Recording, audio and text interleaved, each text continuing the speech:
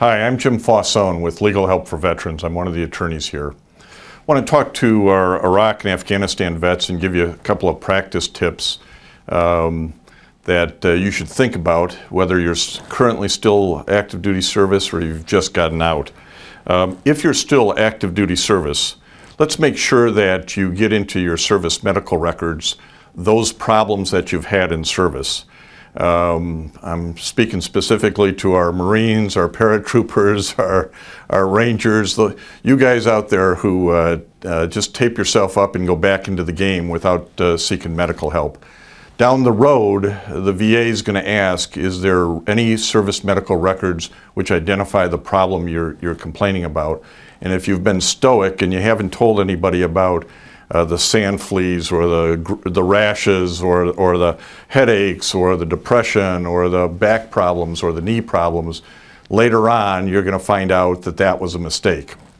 Now I'll tell you, as somebody whose family has had a long history of service to the country, that what you're doing today and not telling the medic or getting into your records those problems is pretty typical.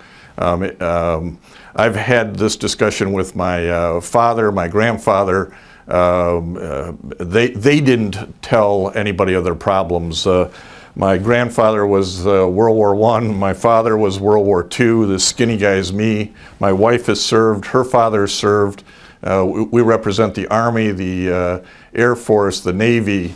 My dad tells a story of coming back from the Pacific, and they said, anybody who wants to complain to the medic about a problem, go to the starboard side. Anybody who doesn't, go to the port side, and you can leave. They were in San Francisco Harbor.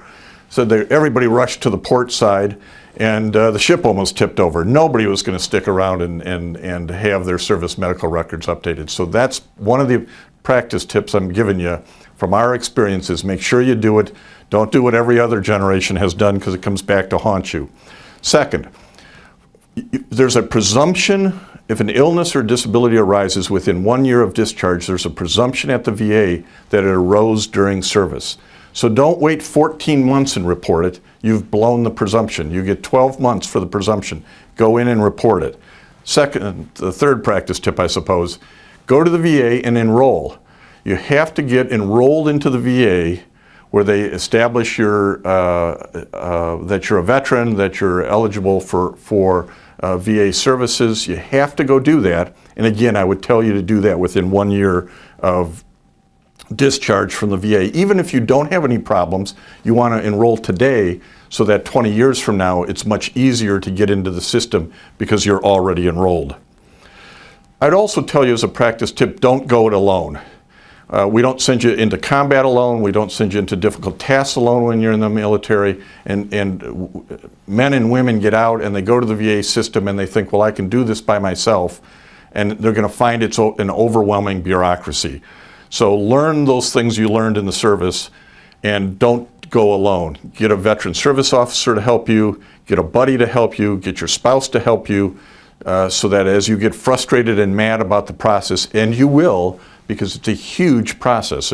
You know how it is in the Defense Department. Well, the VA is just about the same. It can be very frustrating. Don't go it alone. Have a support team, another practice tip. Whether that support team is your spouse, it might be your parents, it might be friends, it might be a buddy from the platoon, but have a support team as you're trying to go through that process. If you get denied on a claim, appeal it. Don't give up. From that first denial, you've got 1 year to do that in.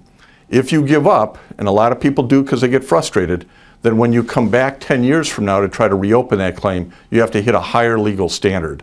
So keep the appeal going, don't give up.